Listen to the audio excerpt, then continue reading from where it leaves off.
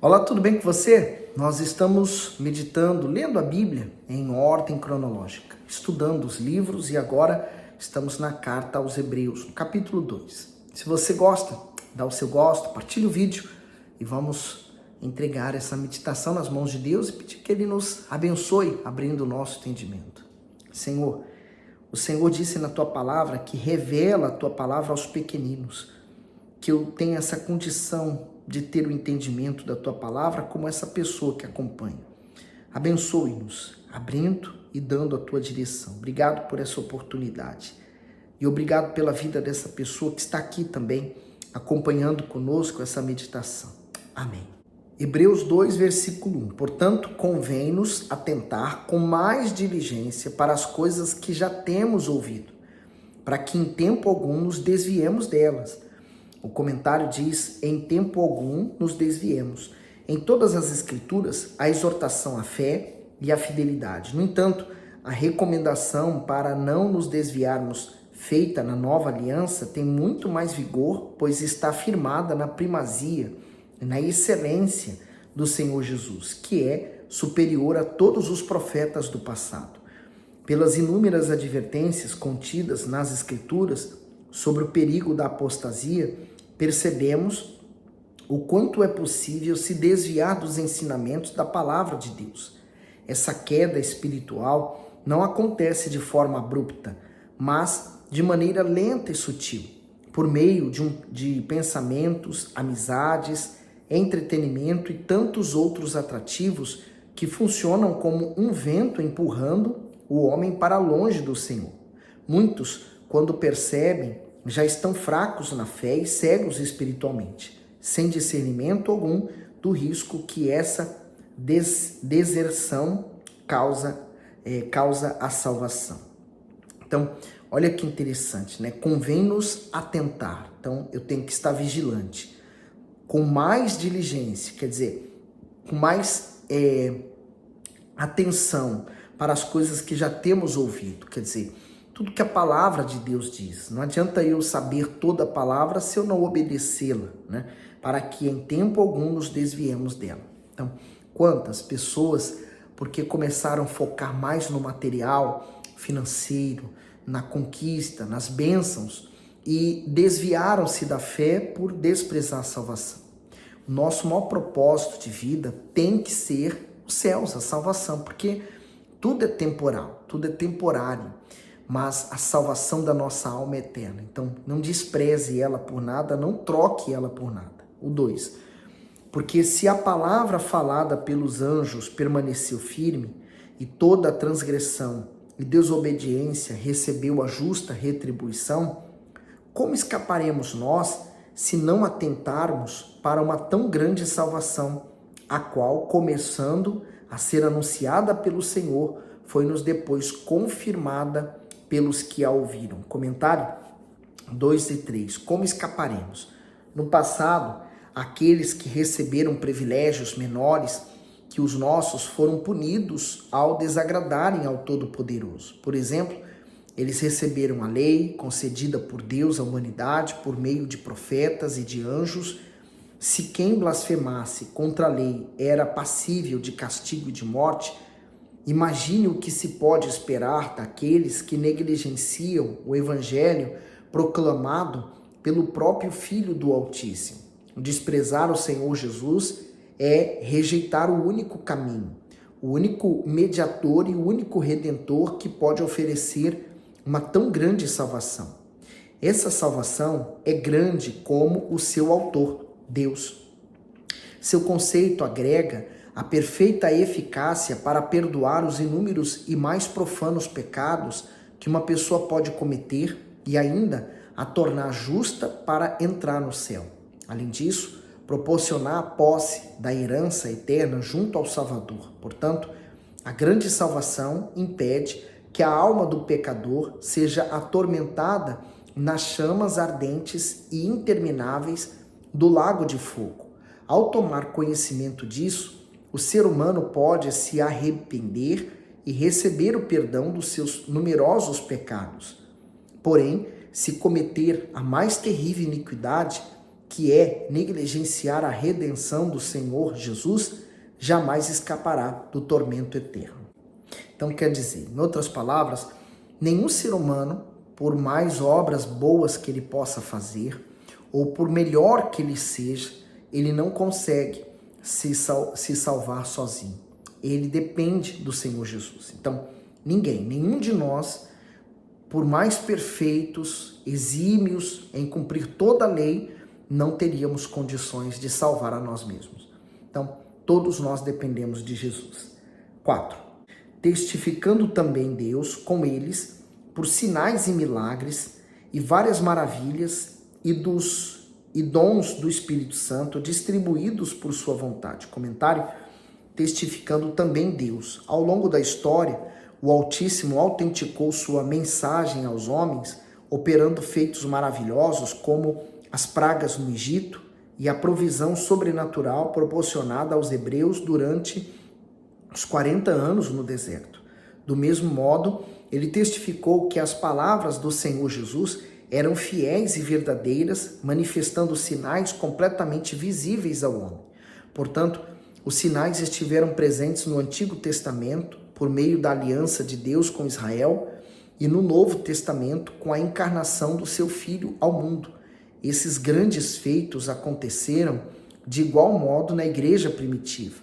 Os milagres servem não somente para cumprir a promessa divina de conceder a vida com abundância ao ser humano, mas também para despertar as pessoas a crerem no poder da palavra de Deus. É da vontade do Senhor Jesus que as maravilhas continuem a acontecer até a sua volta, com o propósito de estimular a fé dos homens. Por isso que onde há o Espírito do Senhor, vai haver milagres, vai haver sinais, maravilhas, e graças a Deus, porque Deus traz vida, né? 5. Porque não foi aos anjos que sujeitou o mundo futuro de que falamos, mas em certo lugar testificou alguém, dizendo que é o homem para que dele te lembres, ou o filho do homem para que o visites. Foi até Davi, né, que falou isso, né? O que é o homem? O que somos nós, né? Somos tão insignificantes nessa obra tão grande, né? O que é o ser humano, por exemplo, perto do planeta Terra, né? O que é a Terra perto de outros planetas? E aí você começa a perceber que somos, né, aos olhos daquele que criou tudo, como grãos de areia, né, invisíveis, mas Deus se importa com cada um de nós. 7. Tu o fizeste um pouco menor do que os anjos, de glória e de honra o coroaste, e o constituíste sobre as obras de tuas mãos. Comentário do 7. Obras de tuas mãos. Toda a criação foi feita por meio da autoridade da palavra de Deus, ou seja, ele falou e tudo veio a existir. Porém, para fazer o homem, o Senhor colocou suas próprias mãos. Esse projeto foi tão elevado que nada no céu ou na terra foi idealizado como ser humano, pois segundo o próprio Deus, ele nos fez conforme a sua imagem e semelhança. Adão desfrutou pouco dessa glória divina, pois pecou e as consequências se estenderam a toda a humanidade. Porém, quando o Senhor Jesus desceu e assumiu a nossa natureza humana, ele resgatou o propósito para o qual fomos criados. A grandeza da sua obra redentora tem o poder de erguer o homem do abismo, para onde as transgressões o atiram, e de pô-lo novamente na presença do Altíssimo, como nos primeiros dias da criação. E isso é glorioso, porque quando Adão pecou e foi expulso, né, foi posto guardas para que ele não voltasse para o paraíso. Mas o Senhor Jesus nos traz de volta à presença de Deus. E ele fala por um pouco menor, né? O honraste, o coroaste e constitui sobre todas as obras de tuas mãos. E essa é a ofensa contra o diabo. Porque era isso que o diabo queria, né? Mas Deus deu isso ao homem. Então foi a maior ofensa para o Satanás. 8. Todas as coisas lhe sujeitastes debaixo dos pés. Ora, visto que lhe sujeitou todas as coisas, nada deixou que lhe não esteja sujeito. Mas agora ainda não vemos o que todas as coisas lhe estejam sujeitas. O comentário do 8, todas as coisas lhe sujeitastes. O plano original de Deus era que o homem o representasse na terra e assim tivesse o controle de tudo. Para isso, o Altíssimo concedeu a sua autoridade a Adão para que ele e sua descendência comandasse a terra.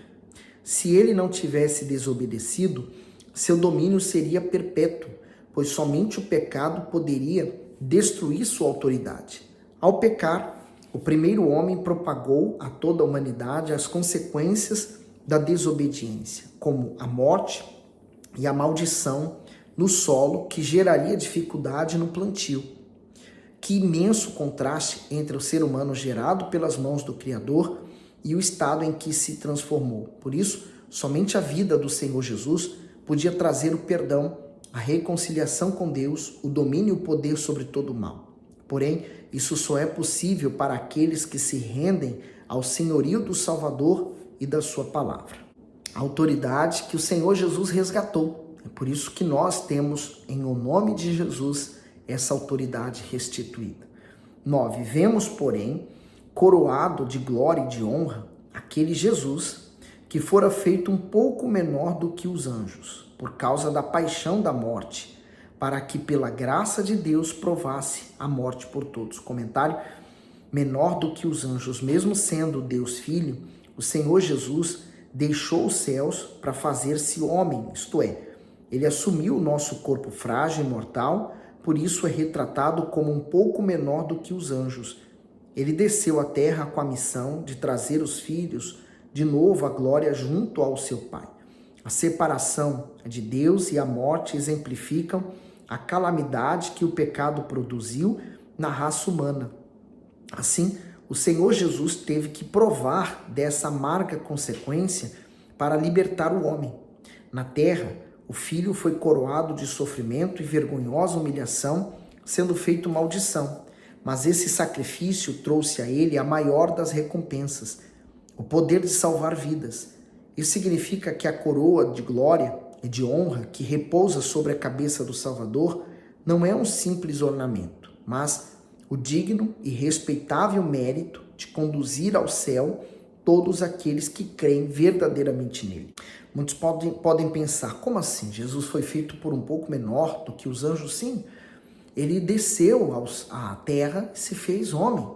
Imagine, é como uma pessoa que mora numa mansão luxuosíssima, né, que tem de tudo, empregados para todos os lados, e ele decide sair da sua mansão e ir morar num barraquinho simples, humilde, no meio de uma comunidade, né?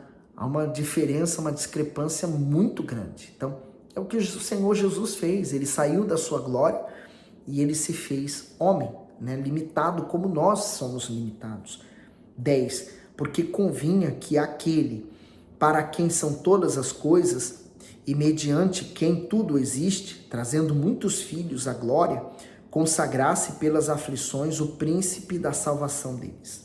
Comentário do 10, o príncipe da salvação. Para o pensamento judaico da época era adequado um Messias que fosse um general libertário, isto é, que empunhasse armas para guerrear por Israel e livrasse a nação do domínio romano. Porém, para Deus, convinha um plano totalmente diferente desse. Em seu propósito perfeito, o Altíssimo enviou ao mundo o próprio Filho na humilde condição humana. Ele teria que se submeter a penosos sofrimentos a fim de ser plenamente qualificado como Salvador. Ou seja, Deus fez o Senhor Jesus participar da mesma natureza dos pecadores, mas ele não poderia cometer nenhum pecado. Além disso, o Filho teria que provar a morte, mas não uma morte comum. Pelo contrário, ela teria que ser consagrada pelas aflições. Ao suportar tudo isso, Jesus, o Messias, se tornou o príncipe da salvação, o comandante do exército dos remidos de Deus. Ele trouxe a libertação dos pecados e a salvação da alma aos que creem. Por isso só podemos encontrar salvação em Jesus, não em outro, não há outro, nem intercessor. 11. Porque assim o que santifica, como os que são santificados, são todos de um. por cuja causa não se envergonha de lhe chamar irmãos. Comentário: não se envergonha. Aquele que santifica é o mesmo que faz expiação do pecado, Senhor Jesus. Os santificados são aqueles que são purificados de suas transgressões, regenerados e reconciliados com Deus. A partir daí, eles se tornam filhos do Altíssimo por adoção. Por isso, o texto diz: são todos de um. Isso significa que pelo sacrifício do Filho unigênito, fomos unidos à família de Deus, pois o seu sangue passou a estar em nós também. Portanto, participamos de uma só natureza, um só sangue e um só destino, o céu. Nessa unidade, o Senhor Jesus deixou de ser o Filho único para ser o primogênito dos muitos filhos que viriam para o Pai. Mesmo sendo justo, santo e perfeito, e tendo tão elevada posição, ele não se envergonha dos salvos, antes os considera como legítimos irmãos. No Pai Nosso, nós falamos: santificado seja o teu nome. E aqui ele fala assim: o que santifica, que é Deus, como os que são santificados, nós, imperfeitos, cheios de falhas. Mas quando nós santificamos o nome de Deus, nós damos testemunho dele. Paulo fala até que nós somos o bom perfume de Cristo. Então, o bom, não o mal. Então, quando nós saímos, as pessoas que nos conhecem, que nos veem, que falam conosco, percebem que somos diferentes. E ele fala: somos todos um, por cuja causa não se envergonha de lhe chamar irmãos. Então, Jesus, além de ser o nosso Salvador, e uma vez que nós nascemos de novo, nos tornamos irmãos. Irmãos de Jesus. 12. Dizendo: anunciarei o teu nome a meus irmãos, cantar-te-ei louvores no meio da congregação. E outra vez porei nele a minha confiança. E outra vez, eis-me aqui a mim e aos filhos que Deus me deu. E visto como os filhos participam da carne e do sangue, também ele participou das mesmas coisas, para que pela morte aniquilasse o que tinha o império da morte, isto é, o diabo, e livrasse todos os que, com medo da morte, estavam por toda a vida sujeitos à servidão. Porque, na verdade, ele não tomou os anjos, mas tomou a descendência de Abraão. Por isso convinha que em tudo fosse semelhante aos irmãos, para ser misericordioso e fiel sumo sacerdote naquilo que é de Deus, para expiar os pecados do povo. Comentário: diz assim, que em tudo fosse semelhante. O propósito de Deus, ao submeter seu Filho à fraqueza e aflições por meio de uma natureza humana e de uma condição de angústias e humilhações, era desenvolver nele a aptidão para se compadecer dos que sofrem. Ao passar pelos mesmos conflitos e pelas mesmas dores da alma humana, o Senhor Jesus se tornaria plenamente capaz de socorrer os oprimidos. Ademais, estaria apto a executar com toda a fidelidade o posto de mediador entre o Senhor eterno e os homens. Essa era a tarefa do sumo sacerdote, que representava o povo diante de Deus, zelava para que o Altíssimo fosse honrado por meio do cumprimento da lei, instruía as pessoas a respeito das Escrituras e fazia a expiação do pecado da nação. Porém, o sumo sacerdote representava apenas Israel, enquanto o Senhor Jesus assumiu a condição de sumo sacerdote eterno da humanidade. Então, se há alguém que pode interceder junto ao Pai conosco, é o próprio Senhor Jesus, e mais ninguém. Então, ele vai ao Pai e intercede por nós. Ele conhece nossas fraquezas, ele conhece a nossa humanidade, ele sabe tudo a nosso respeito. Então, melhor do que ele não há. E ele foi conforme nós, ele foi semelhante a nós. Então, ele sabe reconhecer as nossas fraquezas, Ele teve a nossa natureza humana, ele passou por angústia, humilhações, ele enfrentou tudo isso. Por isso que ele é também considerado um advogado junto ao Pai, para interceder por nós. No 18, porque naquilo que ele mesmo, sendo tentado, padeceu, pode socorrer aos que são tentados. A nossa semelhança, o Senhor Jesus em tudo foi tentado, mas não pecou. Então, ele conhece quando você está sendo tentado, ele é o socorro que pode livrar você também. Bom, espero ter ajudado, estar ajudando e que Deus abençoe você. Não esquece de dar o seu gosto.